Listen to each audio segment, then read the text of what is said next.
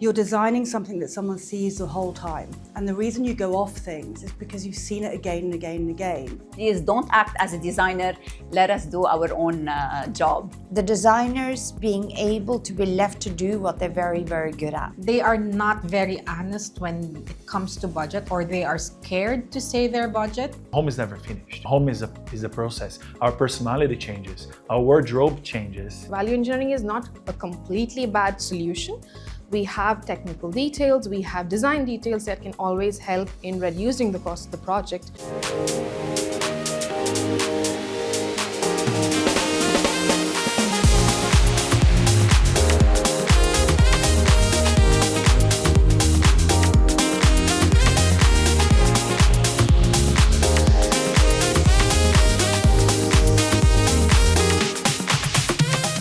In 2014, all of a sudden, people got an opportunity to actually either, if they already owned land in Emerald Hills or they owned land in Palm Jumeirah, they started to realize that they're getting an opportunity to actually demolish and build new. Therefore, the land started rising in value.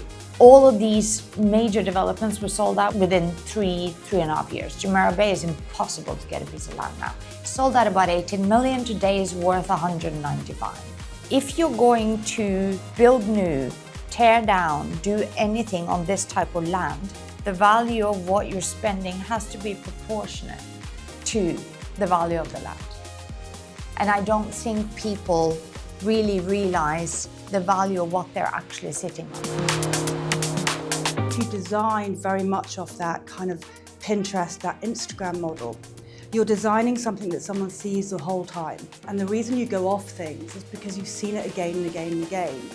I believe if you can have that time to design something that's truly unique, yes, you can take an overall concept and you can understand the colors that the client likes, the style, the emotions they want to evoke, but then take that as your own and design something that's truly unique, and then that lasts. It doesn't go out of fashion because no one's seen it before.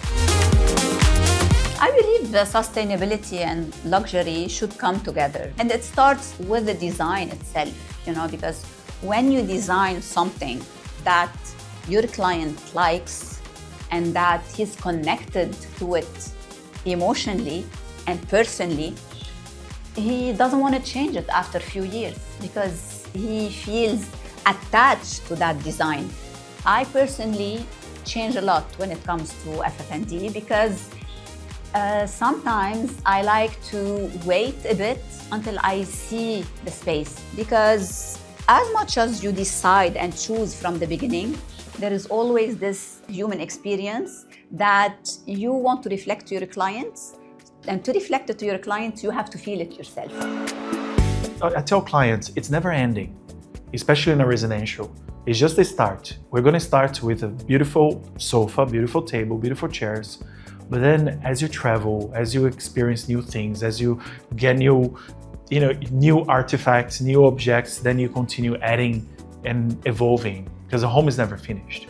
A home is a process. When you enter the space, what do you see? The art, the cushions, your materials, your fabrics. So that is what is going to be read by a person who's using the space. That's what they're going to feel on a daily basis. So what do you experience when you're sitting, you're on your couch, or the throw pillows you have on it, or the throw that you put on yourself? That is the ultimate experience for a final user. And that is determined by the FF&E. How do you find the right materials that can reciprocate or communicate the same? From the very public spaces to your private areas, your lounge spaces, materials are the final finishing touch. So if you have a concept which is on the basis of a region, or if it's vernacular design, your material and the texture that you use is what communicates that. Value engineering without compromise needs proper cooperation with both parties, with architectural, with clients, with the designers. Because if we don't cooperate with this discipline, we will lose track of the correct finishes, correct design. If they splurge on the architectural, they won't be able to splurge on the interior. So they have to sacrifice, or they have to make it in a way that it's both balanced. Because if it's not balanced, you will lose the sense of the other one.